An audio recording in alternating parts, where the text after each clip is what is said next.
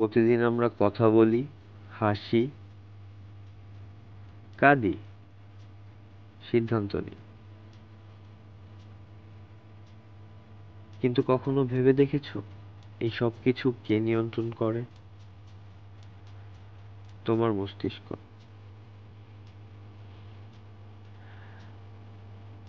প্রতি মানুষের মস্তিষ্কে আছে প্রায় ৮৬ বিলিয়ন নিউরন, যেগুলো প্রতি সেকেন্ডে লাখো সিগন্যাল আদান প্রদান করে।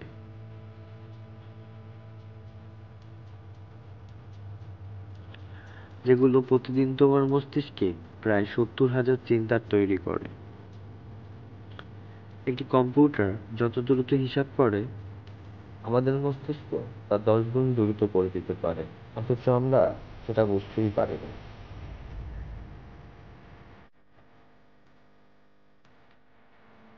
আমরা যখন ঘুমাই, আমাদের মস্তিষ্ক তখনও জেগে থাকে। ঘুমের সময় আমাদের মস্তিষ্ক আমাদের স্মৃতিগুলোকে সাজায় এবং অপ্রয়োজনীয় তথ্যগুলোকে মুছে দেয়।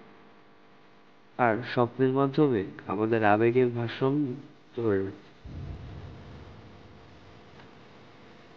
তাই বলা হয় স্বপ্ন আসলে আমাদের মস্তিষ্কের গল্প বলার এক বিশেষ পদ্ধতি।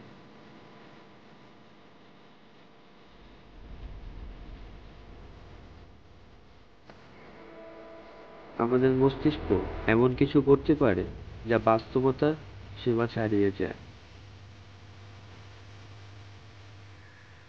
কিছু মানুষের মেমোরি জিনিয়াস, আবার কেউ হিপনোটাইসিসের মাধ্যমে ব্যথা অনুভব বন্ধ করতে পারে।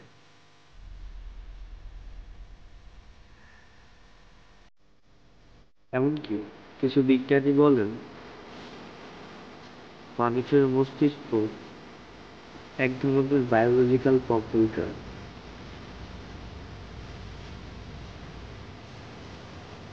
যা আমরা যতটা ব্যবহার করি তার মাত্র ১০%ই সক্রিয়ভাবে কাজে লাগে। বিজ্ঞানীরা আজও বুঝে উঠতে পারেননি আমরা কেন হঠাৎ কোনো পুরনো ঘটনা মনে করি,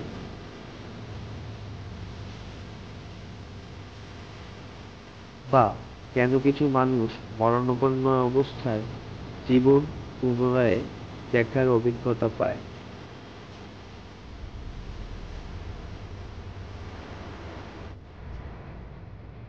এই প্রশ্নগুলোর উত্তর হয়তো আমাদের ভেতরই লুকিয়ে আছে।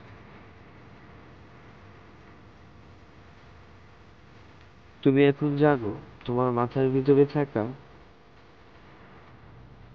এই অঙ্গটা পৃথিবীর সবচেয়ে রহস্যময় বস্তু। তুমি কি বিশ্বাস করো মস্তিষ্কের ভেতর আরো